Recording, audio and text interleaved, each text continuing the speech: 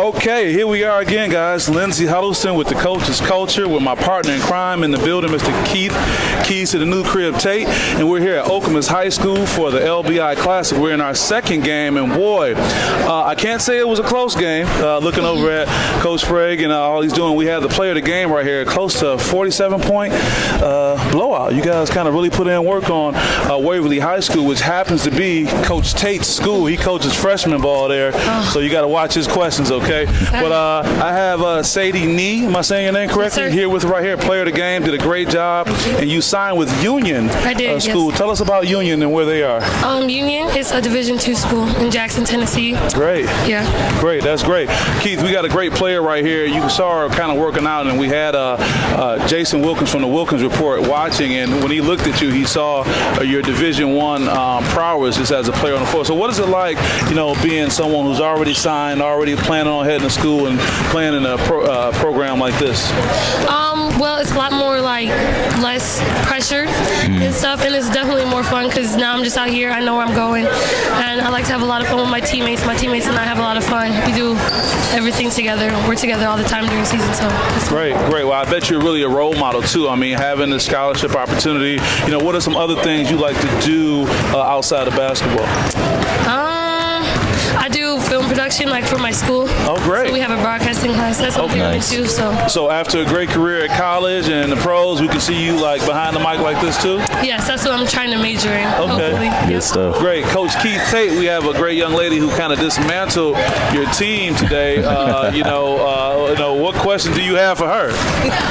So watching the game, it seems like you guys are very, focused and disciplined and things of that nature. What are some of the things that your coach, told you guys before the game, and what did he tell you at halftime? Because, sometimes happens. I coach freshman boys. Sometimes last year I had a very good team. We were blowing teams out, and it was kind of difficult to keep my kids focused after halftime. So did he, mention those things? What did you guys tell each other during halftime to make sure you guys put out the full, same effort that you did in the first half?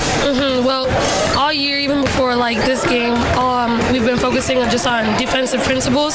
So we'll spend a good portion of practice just working on defense because we know that that's going to get us, if we have 2 points and we let them score 0, we'll still win. Right. So that's how we came into this game today. And then at halftime, he just wanted to make sure that things happen. We could have blown the lead if we got too hot-headed.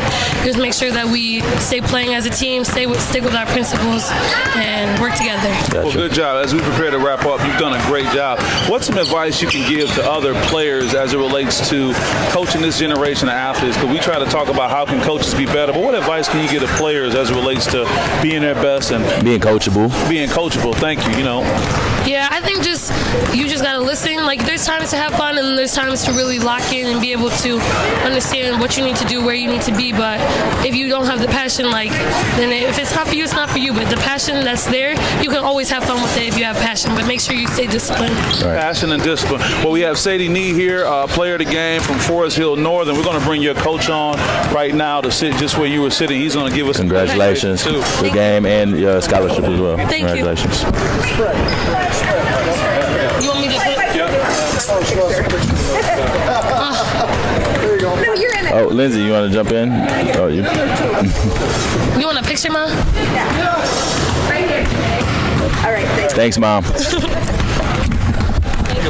gonna be little sweaty coats. Or whoever's wearing them. Yeah, we'll put something on there. And I'll say Sprague. Sprague. Yes, Sprague. Got it. Great. Hello again. Lindsey Huddleston with Coach's Culture, and presented by SPS with Keith Tate here with Coach Jim Sprague from Forrest Hills Northern. Yes. Coach, you've had an amazing, successful game today versus Waverly. What do you say after that kind of outing? It wasn't what we expected. We really thought we were going to come in here because we played last night as well and going back-to-back. I didn't think our energy level was going to have a chance. Traveling down here. Yeah, we came over for an hour. Matter of fact, we even came a couple couple hours early and had an opportunity to stop over at Michigan State University and get a nice tour of the facilities. Oh, great. Nice. That was good. Yeah, so we got the girls out of bed a little earlier than they wanted to. We played the late game last night, a doubleheader, and I was concerned all night long and all morning long about coming in here and being flat because we played a good game last night too. And the toughest thing to do at that high school level, you just don't know which team's going to show up 2 days in a row, right? That's right. We always talk about stringing good days together. Good days add up. And if we have a bad day, we can't have 2 bad days in a row. But we didn't have a bad day in a row. We got off to things well. We won the opening tip, went down there, didn't get a basket, but they held the ball for a minute, and we did really nice things on the defensive side for the minute. Held them scoreless that first minute, and then our offense took off from there. So I think that was the real key, was just our quick start. It was quite clear you did that. You mentioned how you were committed to coming down here and how you had a great trip to Michigan State also. I was just talking to LBI founder Jason Wilkins a second ago, and he talked about many coaches who don't want to play back-to-back games, a Friday and a Saturday game. What is it about your attitude in engaging, LBI, or just having your girls present themselves in showcases like this? LBI has been great for us all winter, all fall long, I should say, by running a couple things after tryouts and having some scrimmages on there too. I'll be honest and tell you that we walked into this a little, we backdoored into this. We came about because another team backed off of our schedule. Oh, wow. Oh, okay. So we're back off the schedule. We didn't know that until late October, and it's tough to find a game. Sure. Sure. And you don't want to. So fortunately, this opportunity was out there to come over here. We knew it was back to back, and we jokingly said, "Well, if you're going to go to the state finals, you got to play on Friday and Saturday." Oh, anyways. yeah. True. I like that. Why not set that precedent right now and see what we can do back to back? I like that. Our girls are so athletic. We've got a great blend of good basketball players and girls that like to play basketball, and all 12 of them love each other and they really stay together. So that energy level really kicks it up too. So I don't know why I was worried, but I guess that's what coaches do, right? Right, absolutely. You worry about all the potential inevitables, but yeah. That's great. As I shoot over to my partner in crime, Keith Tate, he's currently coaching at Waverly High School. Keith, you hear the coach talked about how there was an opening in the schedule and he made a change. What is it like, having to kind of always be adaptable but still be disciplined to what you want? There's very, as I started my coaching career, I was always like, I'm making every team adjust to us. We're going to do what we do, and I'm going to make every team adjust to us. But that's one of the things I did learn. Still trying to have that balance between sticking to what we do, no matter what the other team does, but still being able to be, again, flexible and change with the times, the different teams, all that good stuff.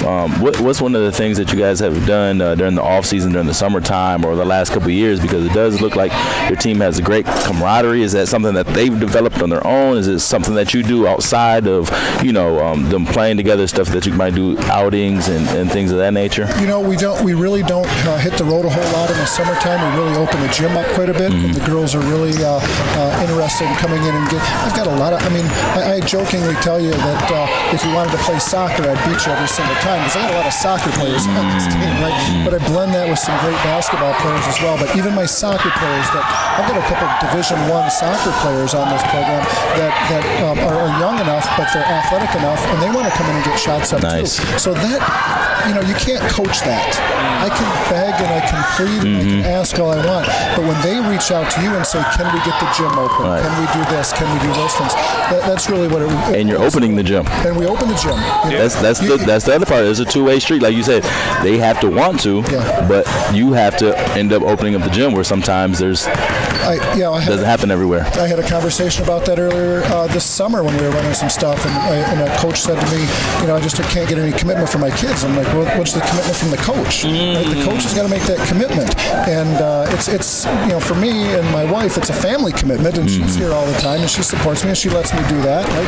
Happy wife equals I get to keep coaching. Yeah, sure. I know how that goes. But it becomes that family culture, right? We had a lot of families come over here from Grand Rapids, coming on over to East Lansing, and getting a chance to watch us play over here after spending the night with us last night. Now, next week's going to be a bizarre week because we don't have any games. Oh wow! That was where we fell out of that game. And now we're going to go Monday through Saturday with no games. So we'll get creative on there. We'll go watch a former player of ours on Tuesday night who's playing at Olivet right now. She's a freshman down there, and they're playing at Calvin College, so we'll take a team trip over there. That'd be a big And game. that's kind of that. That's the team camaraderie that you want to be able to do those things. I was going to ask you, how are you going to manage the practice situation with that? Because, they don't want to practice, all 5 days. Most coaches want to practice all 5 days, but, you don't want to burn out your team and get on their nerves, and you don't want to let go of the leash too much. It's a tough balance. I think we can all agree when you have gaps, because we've got a couple gaps this year in our schedule where we don't have a game for a week.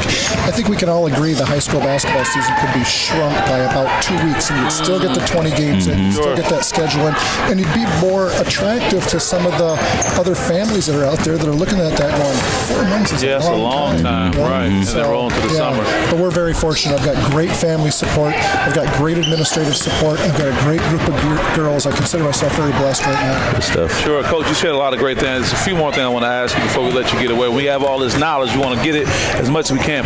Coach Krzyzewski, and no matter how one falls on the Blue Devil side, you're either for or against, but you have to recognize him as a great coach. 71 years old, and he's still able to get the #1 prospect in the country, especially, from under the nose of a Tom Izzo right here in this mid-Michigan backyard. How is it that a coach can still stay so connected? And it may not be fair to use Duke as an example when they have the class that they have and the support, but, how as a coach can you still stay as effective as anyone else, regardless of age, regardless of background and things like that? I'll be the first to admit that I've got a great assistant coaching staff, many of which couldn't be here today because we were making up a game over at Forrest Hills. So my freshman coach, who's one of my assistants, my JV coach, they stayed over there. They're playing Granville today. Hopefully they had a good opportunity to win that.